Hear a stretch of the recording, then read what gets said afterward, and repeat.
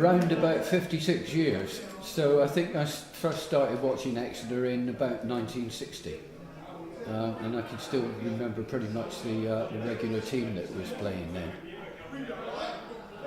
Excellent. So we had, the goalkeeper was variable a bit. It was John Lobbett was one of the goalkeepers, and the fullbacks were Theo Foley and Les McDonald, and the half-back line was Jimmy Thompson, Oliver, and he used to be replaced by Arnold Mitchell. Because I lived in Ottery, so it was the local team. And I started coming with my dad when I was about 12, something like that. It was the team around the corner. Well, I was on the far side, and I did actually have some stand on what used to be the cowshed on this side. It was a standing area, and it was really poor. There was a big high grass bank with primroses growing on it, and it was railway sleepers. And I remember standing there one night when Manchester United played their first ever game in the Football League Cup, and it was an evening game in about 1960, and we drew 1-1. That was Man U's first ever cup game in the first. And in the replay, we didn't see that one. We lost 4-1. I think Jim Thompson scored a goal for us up there. But then most of the matches I was sat at the front of the grandstand. So the grandstand, which is the same one that's still there now, and it was pretty ancient when I first started going, had proper grandstand seats for most of it, and there were 4 or 5 rows at the front, which weren't actually individual seats, but there were benches that you could sit on. So it was a cheap season ticket, and my dad bought a season ticket for himself and myself, and I was going in there, I don't know, for about 10 years with him, from about when I was about 12 to when I was about 22 when I left home. I did actually go, so I've got a season ticket now in this side, the posh seats. But I did have a nostalgia trip. There was obviously I sit here and it's a good seat and it's near the halfway line, so you get really good views. But there was a cup match or a friendly or something like that where my season ticket didn't count and you have to pay. So a couple of years ago I did actually go in the old grandstand and sit over there for nostalgic reasons, just to sort of look around and see what it was like over there, and it hadn't changed a lot. So it's obviously needs replacing.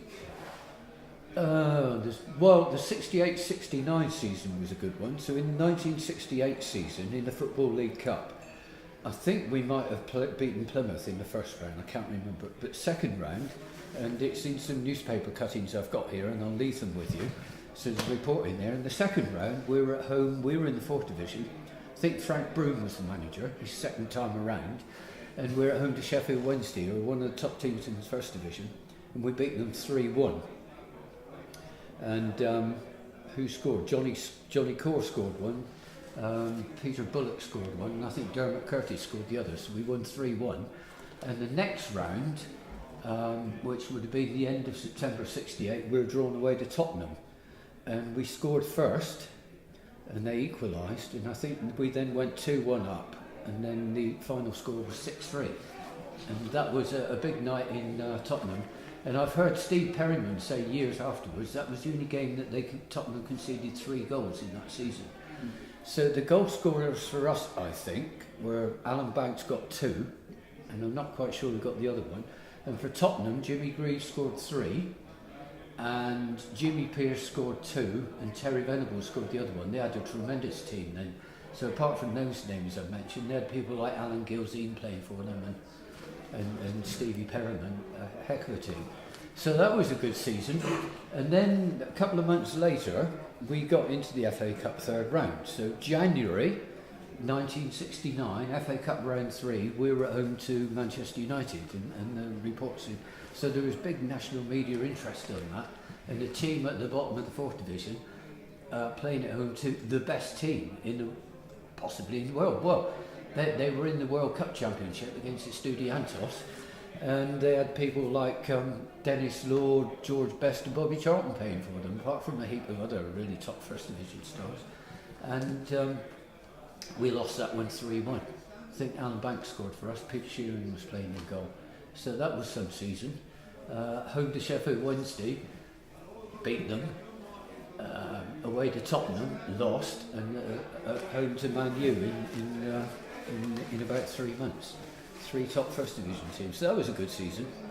Well, comparisons are odious, aren't they? But they were all pretty good. So Jack Edwards, I do wonder what would have happened to him, because he picked us up from being a poor team and he got us promotion, but he was only the manager for 2 years. Had he stayed, and I think he dropped out of the game, had he stayed, who knows what he might have achieved. He's a really good manager. And Bobby Saxton, we signed as a player from Plymouth, and then he became player manager. I think he succeeded Johnny Newman, and he got us promotion. And then I think afterwards he went back to Plymouth as a manager there, and then subsequently I think he was a manager at Blackburn, so he had a really, really good, long, successful managerial career. Unfortunately not with Exeter. Terry Cooper was obviously a good manager as well. And obviously one of the first standout players was Alan Banks when he came, and he had a really good relationship with Dermot Curtis, who was at the end of his career, and he played for the Republic of Ireland in Ipswich, Dermot, and he was a really skillful player, and they had a good combination.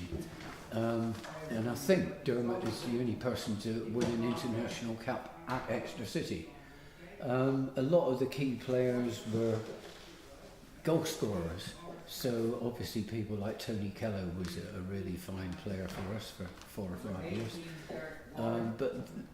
So Alan Banks, Fred Binney was a hell of a player. And he must have been a good player, because when he left us, he was signed by Brian Clough. Brian Clough was the manager at Brighton, and he took Fred Binney from us. So there were some great players, you know. Oh, and the defenders, of course. You tend to concentrate on the ones who score the goals and win the games, but there's great goalkeepers, great defenders, Peter Hacks, Jimmy Giles, masses of them.